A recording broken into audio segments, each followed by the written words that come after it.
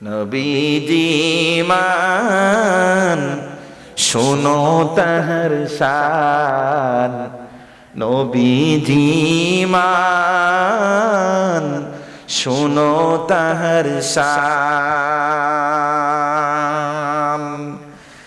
যার প্রেমে আল্লাহ নিজে পাগল, যার প্রেমে আল্লাহ নিজে পাগল, রহিম রহমান নবীজি মান শোনো তাহার শান, নবীজি মান শোনো তাহার শান। আল্লাহ যার প্রেমে পাগল, যার জন্য পাগল। আল্লাহ কার জন্য পাগল? আল্লাহ কার জন্য পাগল? কথা বলে না বাবা, কার জন্য পাগল? নবীর জন্য পাগল। আল্লাহ যে নবীকে মেরাজ করাইছেন, আল্লাহ যে নবীকে মেরাজ করাইছেন, দুনিয়ার জমিন থেকে নিয়া সাত আসমান, সিদরাতুল মুনতাহা, লা জামান লা মাকান, আরশে আজিমে আল্লাহর কাছে নিয়ে গেছেন। আল্লাহ এত সম্মান দিয়েছেন, এত ইজ্জত দিয়েছেন নবীকে। ওই গাছটা যখন নবীর কাছে গেল হাইটা হাইটা, গাছটা দেওয়ার পরে ওই গাছটা বলতেছে আসসালাতু ওয়াসসালামু আলাইকা ইয়া রাসূলুল্লাহ। আল্লাহু আকবার। গাছটা বলতেছে আসসালাতু ওয়াসসালামু আলাইকা ইয়া রাসূলুল্লাহ। নবী গো, আপনি কেন আমাকে ডাকলেন? ইয়া রাসূলুল্লাহ, আপনার কদমে আমাকে আমার সালাম, আপনি আমাকে কেন ডাকলেন? এবার সাহাবী দাঁড়ায় আছে, সাহাবী দাঁড়ায় আছে। নবীজি বললেন মা তাশহাদ, এ গাছ তুমি কি সাক্ষী দাও? গাছের জবান থেকে গাছ ডাক দিয়া বলে আশহাদু আল্লা ইলাহা ইল্লাল্লাহু ওয়া আশহাদু আন্না মুহাম্মাদান আবদুহু ওয়া রাসূলুহু। ইয়া রাসূলুল্লাহ, ইয়া হাবিবাল্লাহ, ওই গাছটা সাক্ষী দেয় ইয়া রাসূলুল্লাহ, আপনি হলেন, আপনি আল্লাহ ছাড়া কোনো মাবুদ নাই। আশহাদু আল্লা ইলাহা, আমি সাক্ষ্য দিচ্ছি আল্লাহ ছাড়া কোনো মাবুদ নাই। আর আপনি হলেন আল্লাহর বান্দা হযরতে মুহাম্মদ মুস্তাফা সাল্লাল্লাহু আলাইহি ওয়াসাল্লাম, আল্লাহর বান্দা ও রাসূল। জোরে বলেন সুবহানাল্লাহ। গাছ সাক্ষী দিচ্ছে। কে সাক্ষী দেয়? গাছ। এজন্য নবীকে গাছে চিনেছে, মাছে চিনেছে, কিন্তু উম্মত হয়ে নবীকে চিনলাম না। ঠিক কিনা বলেন? বন জঙ্গলার হরিণী নবীকে চিনেছে, জঙ্গলার পশু নবীকে চিনেছে, কিন্তু আমরা উম্মত হয়ে নবীকে চিনলাম না। আফসোস, আফসোস। আজকে নবীর আদর্শ নাই, নবীর সুন্নাত আমাদের ভিতরে নাই, নবীর আদর্শ আমাদের কাছে নাই। আজকে যেরকম ইচ্ছে এরকম চলতেছি। আজকে নামাজ পড়ি না আমরা ঠিক মতন, নামাজ কাজা করি, নামাজ ঠিক মতন পড়ি না। এসব ওয়াজ শুনলে কি ফায়দা হবে বাবা যদি নামাজ না পড়েন? নবীজি কি কোনোদিন নামাজ কাজা করছেন? নামাজ কাজা করছেন? কাজা করেন নাই। এই যে নবীজি কাজা করেন না, এটা হচ্ছে নবীর আদর্শ। এজন্য নবীর আদর্শ মানা দরকার। এই ওয়াজ শুনে কি হবে বাবা? আজকে আমলে নিচ্ছি না আমরা, ওয়াজ শুনি, ঠিক সারা রাত্র ওয়াজ শুনি, ফজরের সময় দেখা যায় না মসজিদে নামাজে নাই। আছে না নাই? মসজিদে মুসল্লি নামাজে নাই। শীতের রাত্রিতে দেখা যায় এই একটা মহল্লার ভিতরে দেখা যায় 400-500 মানুষ, কিন্তু মসজিদের ভিতরে মাত্র 4-5 জন। ঠিক কিনা?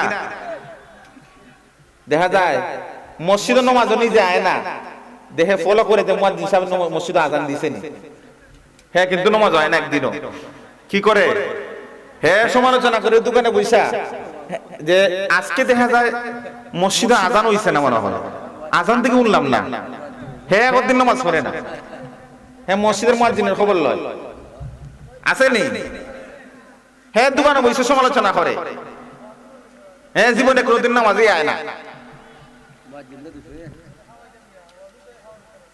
অতএব আমাদেরকে এটা জানা দরকার, নামাজ আল্লাহ আমাদের জন্য ফরজ করে দিয়েছেন। নামাজ পড়তে হবে, নামাজ ছাড়া আমাদের কোনো গতি নাই। নামাজ ছাড়া আপনি ইমানদার, আপনি দাবি করেন আপনার ইমান, এই ইমান আল্লাহর দরবারে গ্রহণযোগ্য নয় নামাজ ছাড়া।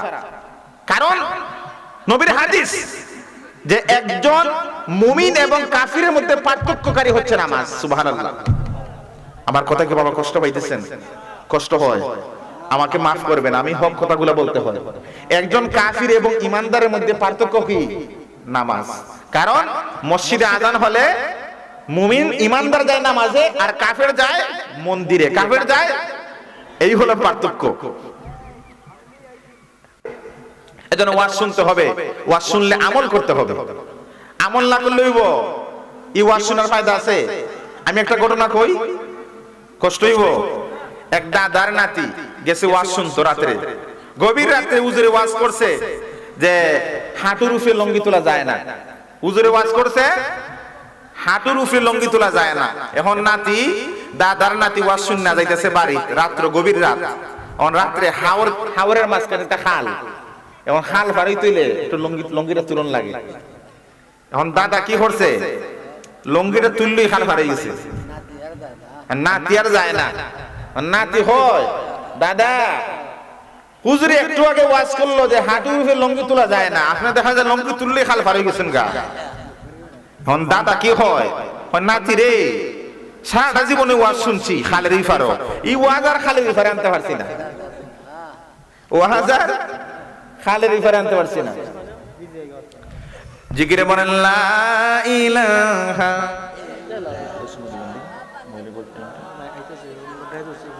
লা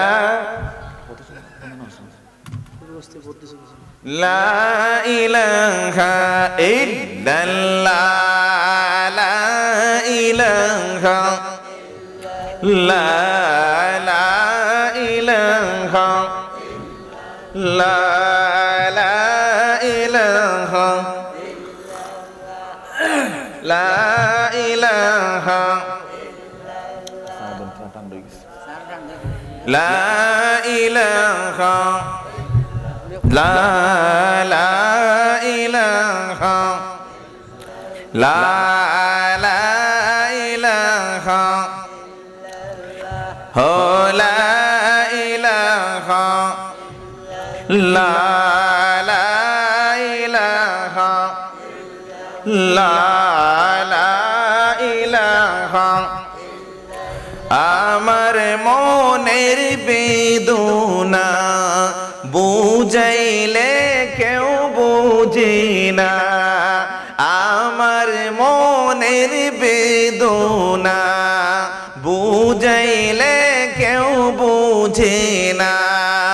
দয়ার আল্লাহ দয়া করো, মায়ার আল্লাহ দয়া করো, পুরাও মনের বাসনা। লা ইলাহা ইল্লাল্লাহ লা ইলাহা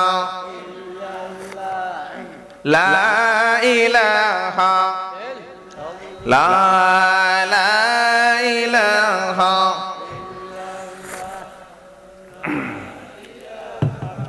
লা ইলাহা ইল্লাল্লাহ মুহাম্মাদুর রাসূলুল্লাহ সাল্লাল্লাহু আলাইহি ওয়াসাল্লাম। নবী, এমন একজন নবী আমরা পেয়েছি, আল্লাহ আমাদেরকে দান করেছেন। এজন্য পৃথিবীতে আপনি যতদিন আছেন, আপনি একদিন চলে যাবেন, যাওয়ার পরে একমাত্র নবীর শাফায়াত ছাড়া আপনি জান্নাতে যেতে পারবেন না।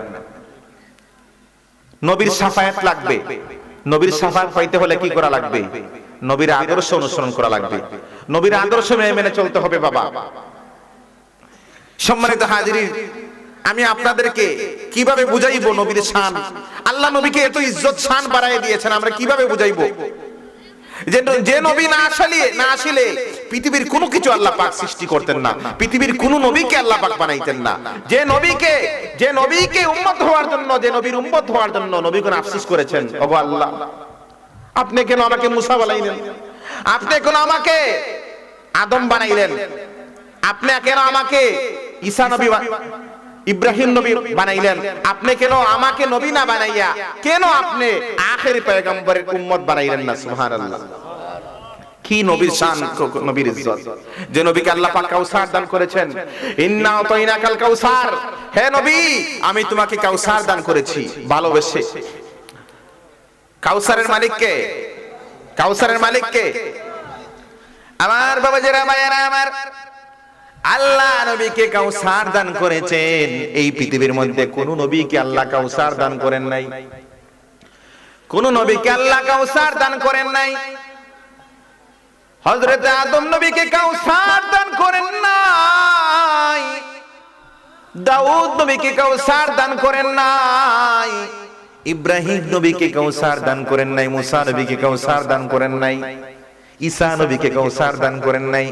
একমাত্র আপনি আমার নবীকে আল্লাহ পাক ভালোবেসে আল্লাহ কাউসার দান করেছে। জোরে বলেন সুবহানাল্লাহ।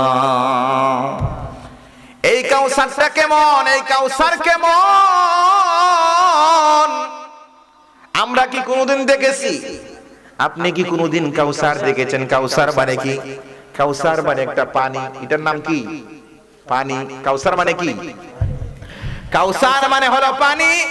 এই পানিটার কত দাম, এই কাউসারের কত দাম। আমার বাবাজিরা ভাইরা আমার, ভালো করে খেয়াল করে শুনেন, দুনিয়ার জমিনে এই কাউসারের কত দাম আপনি বুঝবেন না। কাল হাসরের কঠিন ময়দানে সবার যখন বয়ান, হাসরের মাঠে যখন ওই আসমানের সূর্যটা যখন মাথার অর্ধ হাত উপরে চলে আসবে, সূর্যটা যখন মাথার অর্ধ হাত উপরে চলে আসবে, ওই দিন সবাই পাগল হয়ে যাবে। মাথার সূর্যের কারণে মগজটা ফেনা হয়ে যাবে, মানুষ টিকতে পারবে না কিয়ামতের কঠিন ময়দানে। ওই দিন নবীর আশিক উম্মত যারা, নবীর আশিক উম্মত যারা, ওই দিন নবীজির দস্ত মুবারক দ্বারা তার আশিক উম্মতদেরকে এক পেলা পানি পান করাবেন। আর 50,000 বছর চলে যাবে, ওই আশিকের উম্মতের কোনোদিন তৃষ্ণা জাগবে না। আল্লাহু আকবার। 50,000 বছর চলে যাবে, কোনোদিন পানির তৃষ্ণা জাগবে না। মাত্র এক পেলা পানি পান করাইবেন। কয় পেলা? এক পেয়ালা পানি পান করাইবেন। হাদিসের মধ্যে রয়েছে ওই কাউসার দেখতে কেমন, ওই কাউসার দেখতে কেমন? দুধের চাইতেও সাদা, মধুর চাইতেও মিষ্টি, দুধের চাইতেও সাদা, মধুর চাইতেও মিষ্টি, মেশকে আম্বরের চাইতে অধিক সুঘ্রাণযুক্ত ওই কাউসার আল্লাহ পাক, আল্লাহ নবীজি কিয়ামতের দিন ওই কাউসারের মালিক আল্লাহ নবীকে বানায় দিয়েছেন। কাউসার। এজন্য আল্লাহ পাক বলেন, নবী আমার বন্ধু, আমার হাবিব, পৃথিবীর কোন লোক, কোন ব্যক্তি আপনাকে ভালোবাসে না আমি জানি না, এটা আমার দেখার বিষয় না। তোমার সম্মান আজ থেকে 1,500 বছর পূর্বে নবীর সন্তান যখন হইতো, নবীর কোন সন্তানকে আল্লাহ পাক রাখেন নাই। নবীর পুত্র সন্তান হওয়ার পরে আরবের লোকেরা বলতো আফতার, বলতো নাউজুবিল্লাহ বলেন। আফতার বলতে বুঝেননি আপনারা? নবীকে আরবের লোকেরা বলতো, অবজ্ঞা করতো যে নবী হচ্ছেন আফতার। আফতার মানে আমাদের আঞ্চলিক ভাষায় এটাকে বলে আটকুরা। এটা কি বলে? আটকুরা বলে। যার কোনো সন্তান নাই, যার ছেলে সন্তান না থাকলে মানুষ অনেক সময় অবহেলা করে না, কি বলে? আটকুরা বলে। আটকুরা বলে অবহেলা করে। আর একদিন নবীজি কাবা শরীফের দেয়ালের মধ্যে পিঠ লাগায় বসে আছেন, আর খুব দুঃখের মধ্যে, কষ্টের মধ্যে আছেন, খুব চিন্তার মধ্যে আছেন যে কাফেররা আমাকে অবহেলা করে, আটকুরা বলে, আফতার বলে, এরকম করে নবীজি বসে আছেন। আল্লাহ পাক আয়াত নাযিল করে জিবরিল আমিনের মাধ্যমে জানায় দেন, ইন্না আ'তাইনাকাল কাউসার ফাসাল্লি লিরাব্বিকা ওয়ানহার ইন্না শানিআকা হুয়াল আবতার। ও বন্ধু আমার হাবিব, আমি তোমাকে কাউসার দান করেছি। ফাসাল্লি লিরাব্বিকা ওয়ানহার, ফাসাল্লি লিরাব্বিকা ওয়ানহার, অতঃপর আপনি শুকরিয়া আদায় করে নামাজ পড়ুন, কুরবানি দেন, শুকরিয়া আদায় করে নামাজ পড়ুন, কুরবানি দেন। ইন্না শানিআকা হুয়াল আবতার। আর যারা আপনি নবীকে অবজ্ঞা করে, আপনি নবীকে অবহেলা করে, তারা হলো আটকুরা, তারা হলো আফতার। ঠিক কিনা বলেন? ঠিক। আজকের সমাজে যারা নবীর শান মানতে চায় না, নবীর ইজ্জত মানতে চায় না, নবীকে সম্মান দিতে তাজিম করতে চায় না, নবীর শান মান সহ্য করতে চায় না, তারা হলে ওই আটকুরার মতন, ঠিক কিনা বলেন? আজকের সমাজে আছে না নাই? মুনাফিক মার্কা মুসলমান, মুনাফিক মার্কা মুসলমান নবীর শান সহ্য করতে চায় না। যে নবীর শান আল্লাহ পাক বাড়িয়ে দিয়েছেন, হাদিসের মধ্যে এসেছে জলিল কদর একজন সাহাবী যার নাম হলো খালিদ ইবনে ওয়ালিদ। নাম কি? খালিদ ইবনে ওয়ালিদ, যিনি বহু সংখ্যক যুদ্ধের সেনাপতি ছিলেন, বহু সংখ্যক যুদ্ধের সেনাপতি ছিলেন। খালিদ ইবনে ওয়ালিদ যে সাহাবী যুদ্ধের ময়দানে কোনোদিন পরাজয় হয় নাই, প্রতিটা যুদ্ধের সময় বিজয় লাভ করেছে। সুবহানাল্লাহ। খালিদ ইবনে ওয়ালিদ একদিন যুদ্ধের ময়দানে যুদ্ধ করতে করতে তার মুকুটটা হারায় ফেলেছেন। কি হারাইছেন? মুকুটটা হারায় ফেলেছেন। যুদ্ধের ময়দানে যুদ্ধ করতে করতে মুকুটটা হারায় ফেলেছেন। আর মুকুট তালাশ করা শুরু করলেন। সাহাবীরা দিকে বলতেছে, খালিদ ইবনে ওয়ালিদ তুমি যুদ্ধ করো, তোমার মুকুট যদি প্রয়োজন লাগে, তোমার একটা নয়, দুইটা নয়, তিনটা নয়, প্রয়োজনে 100টা মুকুট কিনে দেব, তারপরে তুমি যুদ্ধ বন্ধ করো না। প্রয়োজনে 100টা মুকুট কিনে দেব, তারপরে যুদ্ধ বন্ধ করো না। সাহাবীরা কাকে বলতেছে? কাকে? আমার ওয়াজ মনে হয় আপনারা বুঝেন না। কাকে বলতেছে সাহাবীরা?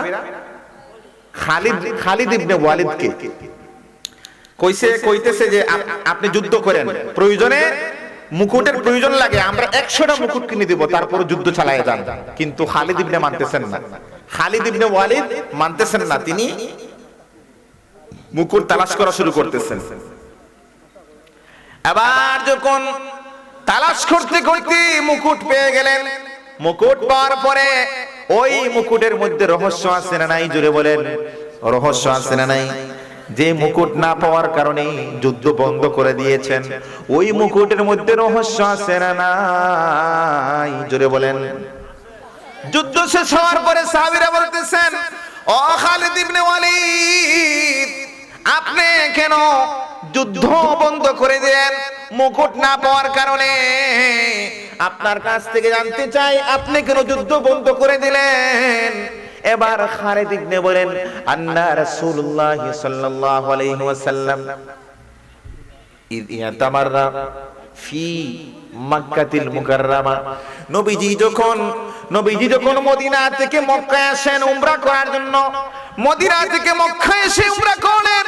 উমরা করার সময় যখন নবীর চুল মুবারক ফালাইলেন, উমরা করার সময় কি ফালানো লাগে? চুল ফালাই লাগে না? নবীজি কি ফালাইছেন? চুল ফালাইছেন। আর নবীর চুল ফালানোর পরে ওই চুলটা নেবার জন্য সাহাবীরা প্রতিযোগিতা শুরু করলেন। নবীর চুল নেবার জন্য কি করলেন? সাহাবীরা প্রতিযোগিতা শুরু করছে নবীর চুল নেওয়ার জন্য। নবীর সম্মান, কিভাবে নবীকে সম্মান করতেন, নবীর শান সাহাবীরা কিভাবে বুঝেছেন, নবীর শান কেমন করে বুঝিয়ে দিয়েছেন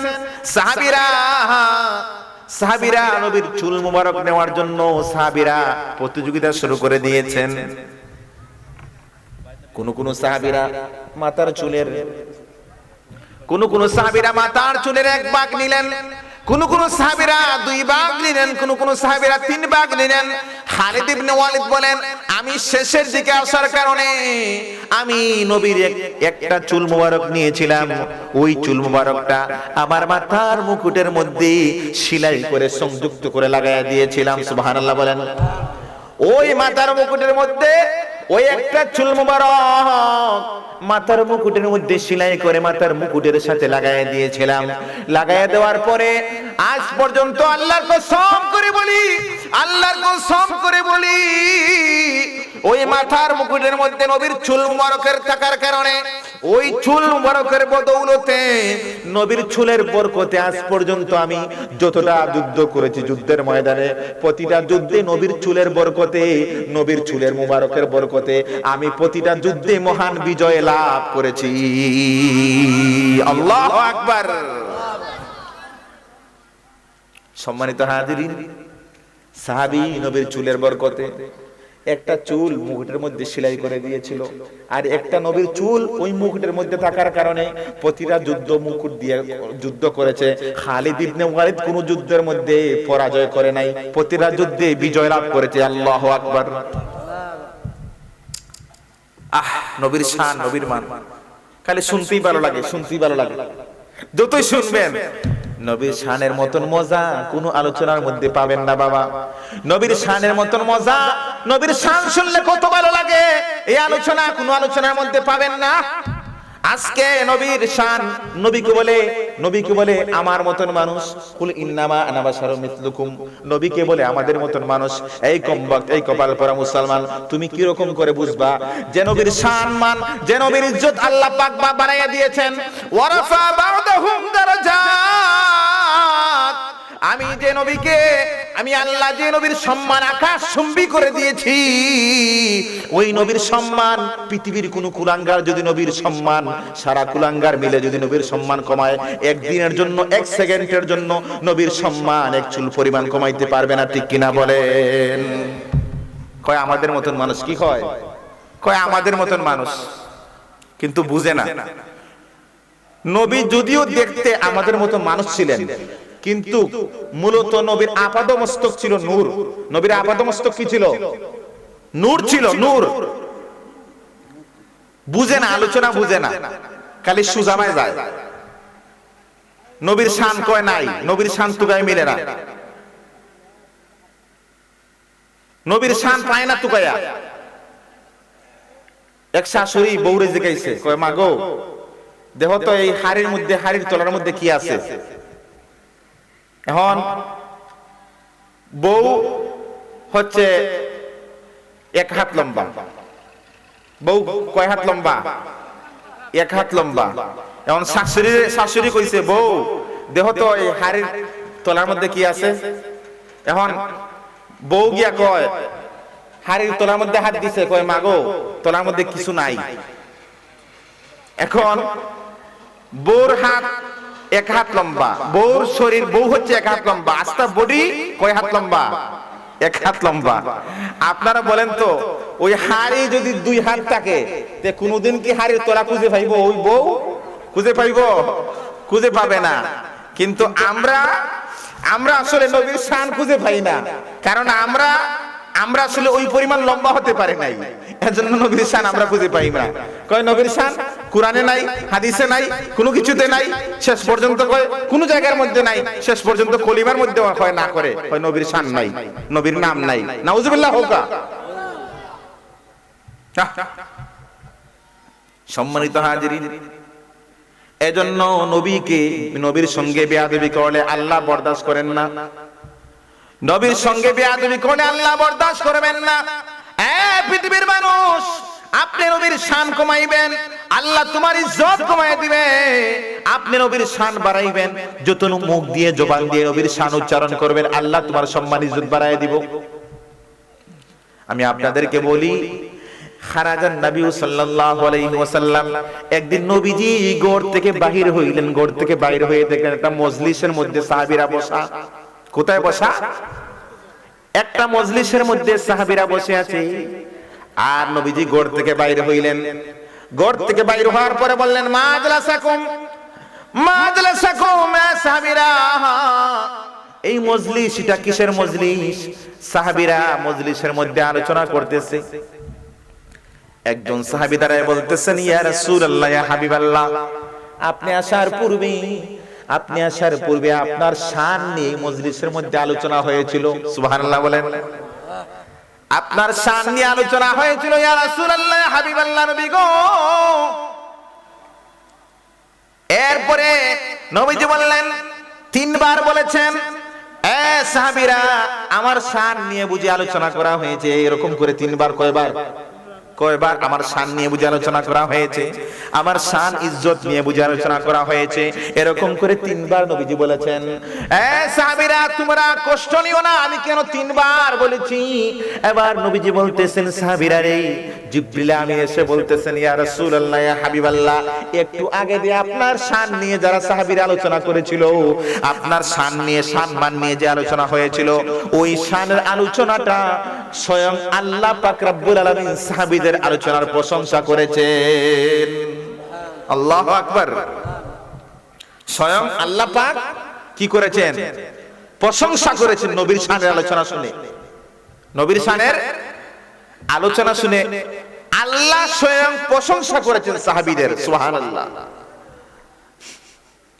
যে জায়গার মধ্যে নবীর শান নিয়ে আলোচনা করা হয়, যে জায়গার মধ্যে নবীর শান নিয়ে আলোচনা করা হয়, ওই জায়গাকে আল্লাহ পাক পছন্দ করেন, ওই জায়গার সম্মান বেড়ে যায়, ওই জায়গার ইজ্জত বেড়ে যায়। আমার বাবাজিরা, ভাইরা আমার, আজকে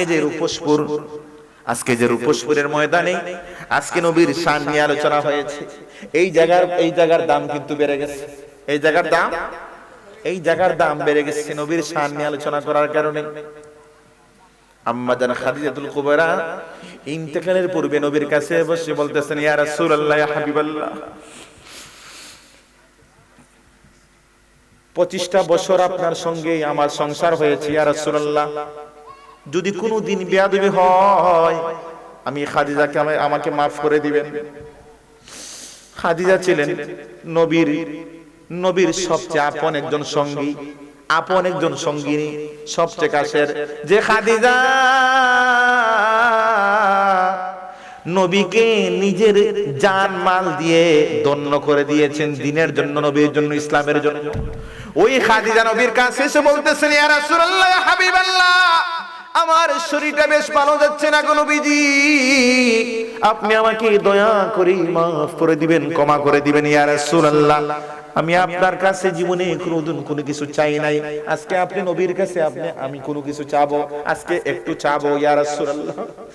নবীজি আমার চোখের পানি ছেড়ে দিয়ে বলতেছেন, খাদিজা রে, খাদিজা, জীবনে কোনোদিন তুমি আমার কাছে কোনো কিছু চাও নাই, আজকে তুমি কি চাইবারে খাদিজা? আজকে তুমি কি চাইবারে খাদিজা? তুমি আমার কাছে বলো। সারাটা জীবন তোমার সম্পদ সবকিছু আমার জন্য ব্যয় করে দিয়েছো, দ্বীনের জন্য, ইসলামের জন্য ব্যয় করে দিয়েছো। এই খাদিজা রে, আজকে তুমি কি চাইবা চাও? কি চাইবা চাও? খাদিজা বলতেছেন, ইয়া রাসূলুল্লাহ, নবী গো, আমার দুনিয়ার কোন সম্পদ, দুনিয়ার কোন জাগতিক কোন চাহিদা নেই, কোন প্রয়োজন নাই গো নবীজি। আমি আপনার কাছে 4টা জিনিস চাবো। এক নাম্বার হলো, আমার যখন ইন্তেকাল হয়ে যাবে, ইন্তেকালের পরে আমি খাদিজার লাশটা দৌত করবেন। সুবহানাল্লাহ বলেন। আমি খাদিজার লাশটা আপনি নিজ হাতে দৌত করবেন। আমার বাবা জিরা ভাইয়েরা আমার, দুনিয়ার মধ্যে যদি কোনো মহিলা মারা যায়, কোনো মহিলা মারা গেলে পুরুষ লোক দৌত করতে পারে না, এটা শরীয়তে নিষেধ। এটা শরীয়তে কি? শরীয়তে। কিন্তু খাদিজা বলতেছেন, ইয়া রাসূলুল্লাহ, ইয়া হাবিবাল্লাহ, আমার ইন্তেকালের পরে আমার লাশটা আপনি নিজ হাতে মালিশ করে করে দৌত করবেন। সুবহানাল্লাহ। নবীজি বললেন, তোমার আবদার, তোমার আরজি পূরণ, কবুল করলাম। সুবহানাল্লাহ বলেন। 2 নম্বর আরজি হলো, 2 নম্বর আবদার হলো, ইয়া রাসূলুল্লাহ, ইয়া হাবিবাল্লাহ, আমার ইন্তেকালের পরে দুনিয়ার কোন দোকানের কাপন দিয়ে আপনি কাপন পরাবেন না। ইয়া রাসূলুল্লাহ, ইয়া হাবিবাল্লাহ, আপনার শরীরে একটা চাদর মোবারক রয়েছে, ওই চাদর মোবারক দিয়ে আমি খাদিজার কাপনের কাপড় পরাবেন। সুবহানাল্লাহ বলেন। নবীজি বললেন, তোমার আবদার কবুল করলাম। আল্লাহু আকবার। 3 নম্বর আরজি হলো, ইয়া রাসূলুল্লাহ, ইয়া হাবিবাল্লাহ, নবী গো, আমার ইন্তেকালের পরে আপনি আমার জানাজার নামাজটা পড়াবেন। নবীজি বললেন, তোমার আবদার কবুল করলাম গো খাদিজা।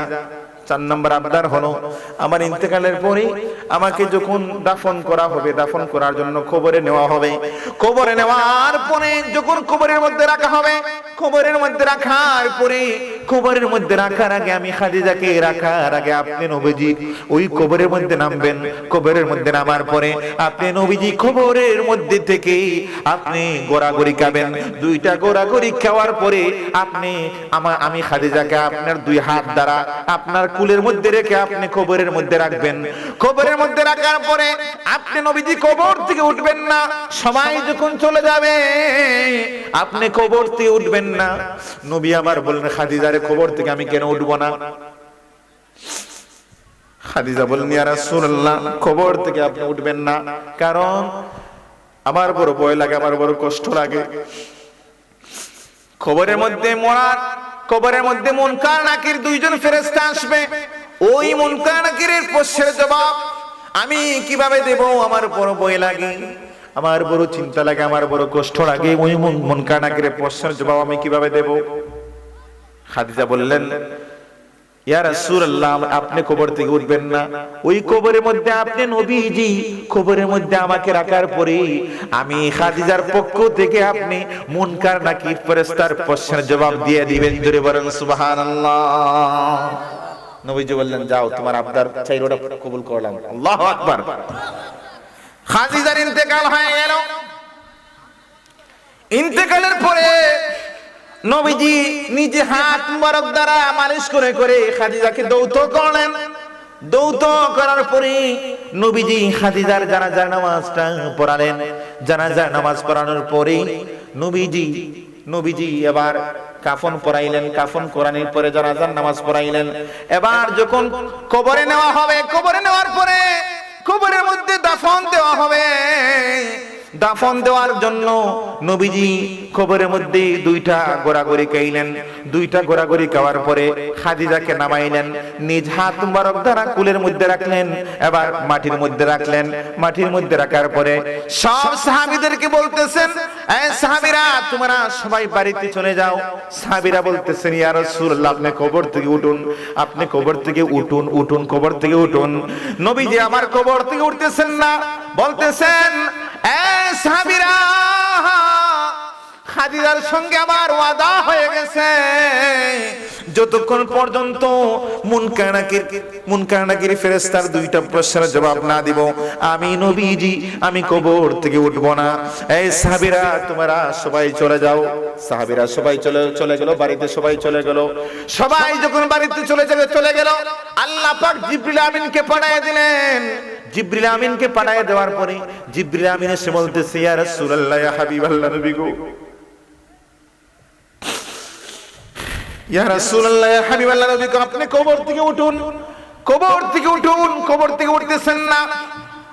ও ভাই জিবরাইল খাদিজার সঙ্গে আমার ওয়াদা হয়ে গেছে, আমি মুনকার নাকির ফেরেশতার 3টা প্রশ্নের জবাব না দেওয়া পর্যন্ত আমি কবর থেকে উঠব না। এবার জিবরিল আমিন বলতেছেন ইয়া রাসূলুল্লাহ নবী গো, ইয়া রাসূলুল্লাহ নবী গো আজকে খাদিজার প্রশ্নের জবাব দেওয়ার জন্য পৃথিবীর কোনো মানুষের প্রয়োজন নাই। আল্লাহু আকবার। খাদিজার প্রশ্নের জবাব দেওয়ার জন্য মুনকার নাকির ফেরেশতার প্রশ্নের জবাব দেওয়ার জন্য